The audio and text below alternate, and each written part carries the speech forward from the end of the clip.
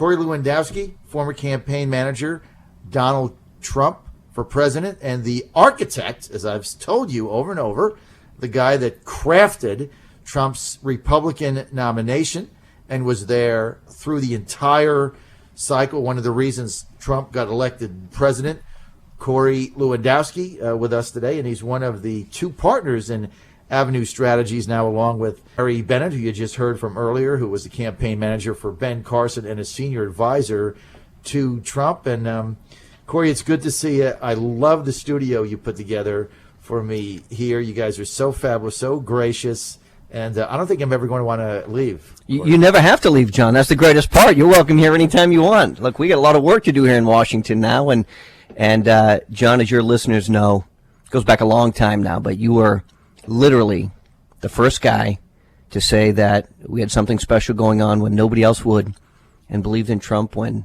nobody else did. And you gave me a lot of opportunities to come on and talk about that, and that really meant a lot, and it means a lot, and so thank you. Well, look, thanks for coming on all those times. And, you know, I was telling Mike Rubino, who's with us also, that I took the week off, the holiday week off, and I think we had 6 days. And so we just ran like all the Corey Lewandowski interviews in chronological order, along with Mr. Trump and Eric and Don and all that. And there was like 50 segments we ran, which was only about half of what we had, in chronological order. And I heard a couple of them. It was fascinating because, you know, this goes back to, you first came on, you probably don't realize this, you first came on in May before you even announced, just talking about, you know, what, if he announced what the campaign was going to be very different, it was going to be like nobody had ever seen. And so this goes back to May of 2015. And then we had Mr. Trump on in April, May, and then June. And then I remember, because we've only got a half hour. That's why we have to be here all week to get you back. But remember when he announced in June, when he came down the escalator at Trump Tower? Of course, now to get, you know, credentials to see him, I mean, my, that's weeks. And I emailed you that night at like 10 o'clock, and I'm like, hey, I got a flight out. I want to come and broadcast it. And you're like, sure. That was your email. Sure. That was it. Sure. One word. Sure. Look, John, the great part. I came up, and I just sat there. I just set up my stuff right in the foyer. Remember that? It was fascinating. This is the great part of the unwritten part of the Trump campaign, especially early on. There was no bureaucracy, right? There was none of that. It was one or two people making decisions, and that's how you could be nimble and fast and responsive. And what I know, and more importantly, what Donald Trump knows, is that you have to be good to the people who've been good to you. And from the very beginning, John, you were very good to Trump, giving him a fair opportunity to come on and talk, and me and the rest of the team and the kids. Very few people, when we started this, took this campaign seriously. You were the exception to that. And so when you asked, can I come and broadcast? I'd say, sure, of course. Look, if it were up to me, John, I'd have you sitting in the front row of the White House, asking questions at every press conference, because you've earned that opportunity, in my opinion. It's not to say others haven't. And it's not to say you can't be critical, because you can be critical of candidates. But way back then, when nobody thought he was going to run, and even on the day that Donald Trump came down that famous escalator with his wife and made his announcement, the media, the mainstream media said, what is he going to say today? They didn't fully believe that he was actually going to run for president. And they thought he was going to come out and say, I'm going to endorse some other candidate, and they never took it seriously. And then all they did was make, begrudging statements about Mr. Trump and what they never realized, but you did. So we're going to partner with countries that have the same alignment that we do. And if that means going into Syria and destroying ISIS, and we can do that with other countries, that's what we're going to do, because that is what is in the best interest of our country. So I'm really, really excited for Friday. Donald Trump is ready to work. He is an absolute machine. He's a 20-hour-a-day worker. And I think you're going to see fundamental and wholesale change when he comes to Washington this week. The staff he's put together, Barry and I were just talking about it. And one of the things that we were saying is there's a lot of Washington insiders, not a lot of people that were there from the beginning of the movement. But, are they going to shape? And a lot of people thinking, like me, first sign of trouble, they run for cover and things unravel. How do you see that playing out? Because you know that Trump is going to face fierce opposition, Corey, to his agenda. Fierce.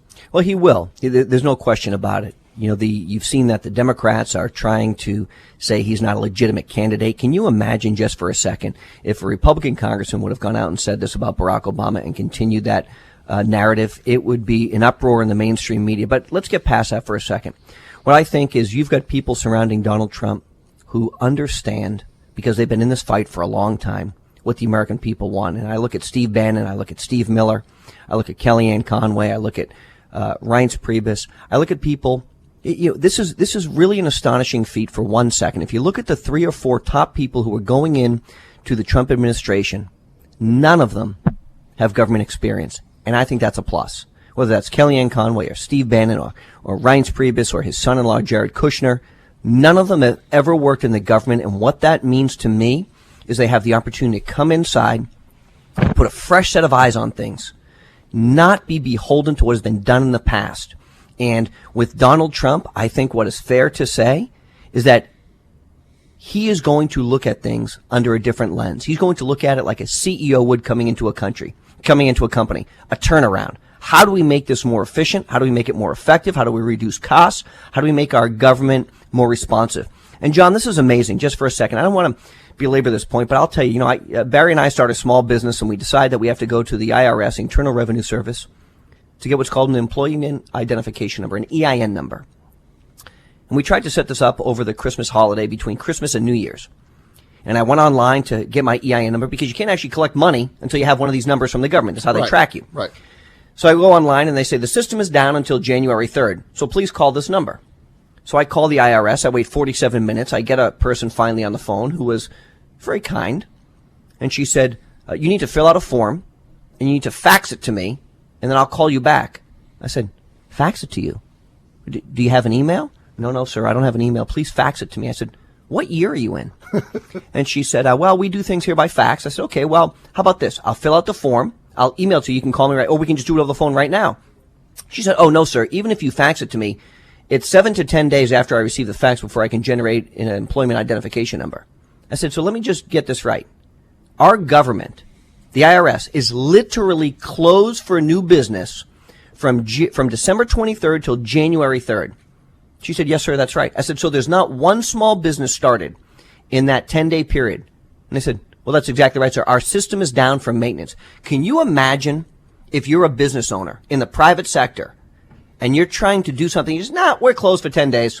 Your business would disappear. You would go out of business. And so, look, that's the problem with our government. They've not been responsive to the people. They haven't been user-friendly. And I think what Donald Trump is going to do, he's going to come in, he's going to say, guess what, government? We're open for business. We want to start small businesses. We want to grow our economy. We want to hire people. You can't have a government that's closed for 10 days from letting a small business start. It's insane. This is a fundamental and wholesale change coming to Washington, and it is going to be unlike anything that this town has seen in a lifetime. Are they ready? They're getting there. Look, I don't think anybody can be ready to step into the shoes to be the most powerful man in the world until you've actually done that job. But I can tell you, I've had the privilege of talking to the president-elect on multiple occasions since his election. He understands the serious nature of about what he's about to undertake, and he understands that the world is watching. He is ready. He has prepared for this for the last 40 years. He has built a world-class business, and now he's walking away from that because this job is so much bigger than anything he's ever done before and anybody has ever done before.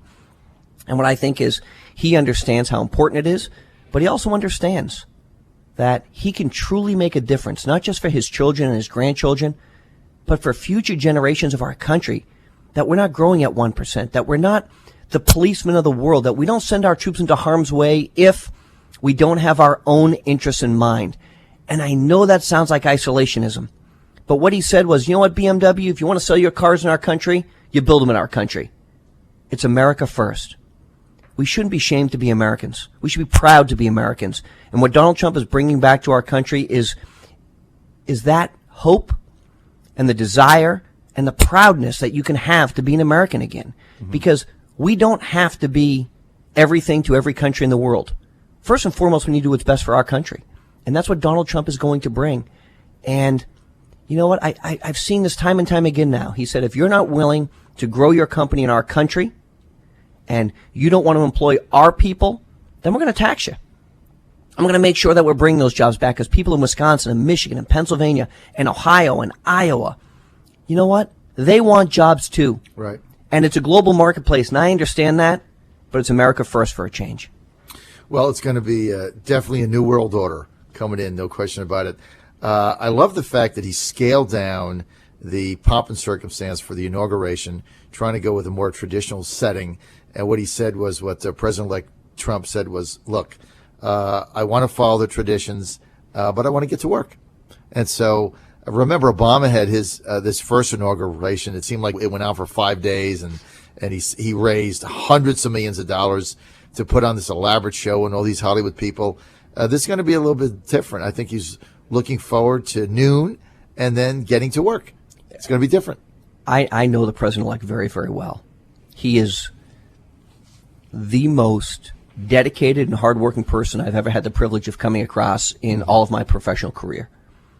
He doesn't want to play golf. You know, even during the campaign, he used to say, how could the president go out and play so much golf? He plays more golf than Tiger Woods. There's so much work to do on behalf of our country. You need to work and get it done. Mm-hmm. And what we saw on this campaign trail, which I think you're going to see moving forward, is Donald Trump outworked every single one of his primary opponents. He outworked Hillary Clinton. He was doing 8, 9, 10 stops a day, 5 different states. He is an absolute machine who has this amazing stamina that doesn't need rest. He wants to accomplish things. He wants to get things done. There are massive problems our country is facing. And you need a person who's willing to go and work 18 and 20 hours a day every day to go and get those things done. That's what he wants to do. I think he's very, very much looking forward to the swearing in. It is going to be the single biggest day of his life. Mm-hmm. His family is going to be there, his friends. But then on Monday, when it's all done, I think he's going to come down from the residence and sit behind that resolute desk that so many presidents have sat behind. He's going to get to work. He's going to get to work for the American people. And that means cutting costs of big programs at Lockheed Martin and Boeing Corporation and renegotiating these pricing schemes that these drug companies have when they're selling their drugs to the American people.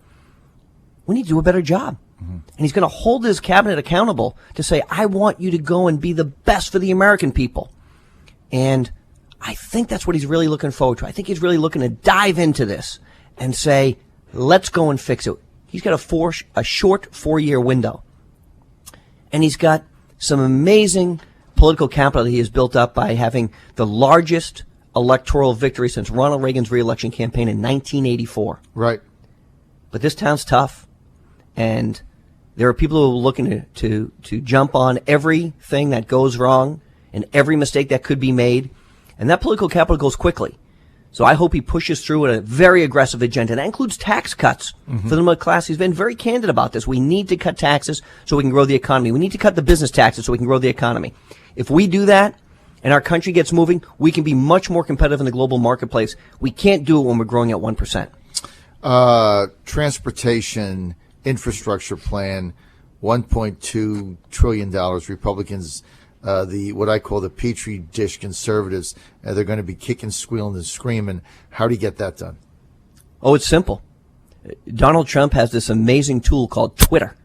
And, we like to call him the Ernest Hemingway of 140 characters. His Twitter literally moves world markets. Stock prices fall when he tweets about a company. We saw just a week ago where these Republicans were going to roll back some ethics reforms, and Donald Trump said absolutely not, and he tweeted about it, and guess what? Done. Went back to the way it should have been. Within hours. Within hours.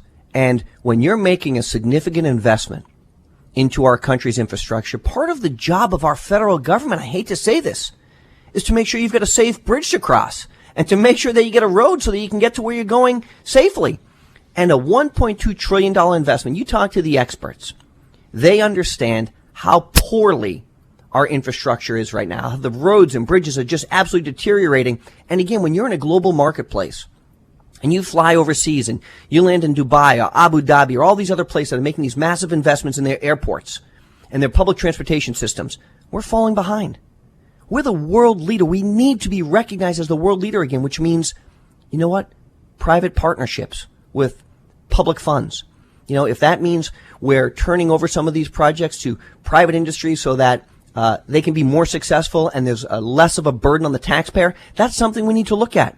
This is a massive investment over a 4-year period of time, and the new transportation designee, Secretary of Transportation, is someone who is immensely qualified. She has unbelievable qualifications in this field, and she's going to drive these projects and costs down so that if the goal is $1.2 trillion, maybe under this administration we do it for $1 trillion. That's a $200 billion savings. Whatever has been done in the past is going to be reduced from a cost perspective and an increase in actually getting it done. And that has been seen in every project Donald Trump has put his hands on. So, look, you know that when the pressure comes, Corey Lewandowski, when the heat comes, there's a group of Republicans who don't believe in his agenda, didn't think he was going to win, didn't want him to win, and now they're kind of stuck with him and putting a good face on it. But they're in opposition to a lot of what the Trump movement is.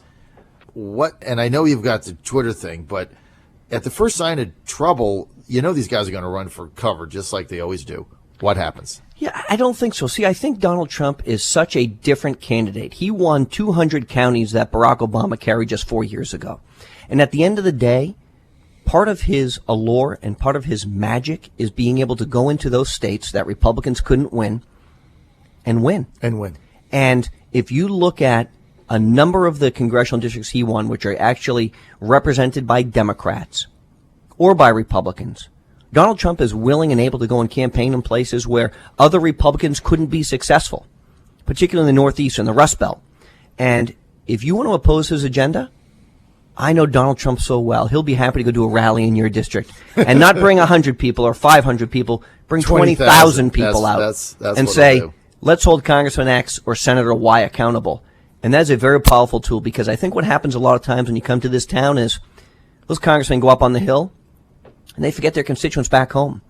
Donald Trump is ready and willing and able to remind their constituents back home that if you're not supporting my agenda, you're not supporting the people back home. And that's a very, very powerful tool. I tell you what, I know you're with Avenue Strategies, but Donald Trump is going to miss you by his side in the White House, Corey Lewandowski. I'll tell you that. That was a very passionate description of what he's faced with and what he has to do. And look, buckle your seat belts. I'm here all week. Corey's going to be back with us. We're going to be bugging him all week to get back on and tell us what's coming, and also tell us war stories of the past. So we have to have that combination. Corey Lewandowski, former campaign manager for the Trump for President campaign, started it all. Joined them in January of 2015, I believe. That's right. And I first talked to him a couple months after that. And he was the architect of the Trump nomination victory. Back then when it started, there were only a couple people that believed he was going to be the nominee. Corey Lewandowski was one. I was one. Mike Rubino was one. We're all here in this room together. And this week is going to be fascinating. And they've put me up. They got this beautiful studio for me. Corey, thank you so much. Like I said, you're gonna have to kick me out. I might just it's gonna be a tough time getting me out of here now that I've been up here for just one day. You are welcome here anytime, John, and our office is your office. All right. So thank you for having me.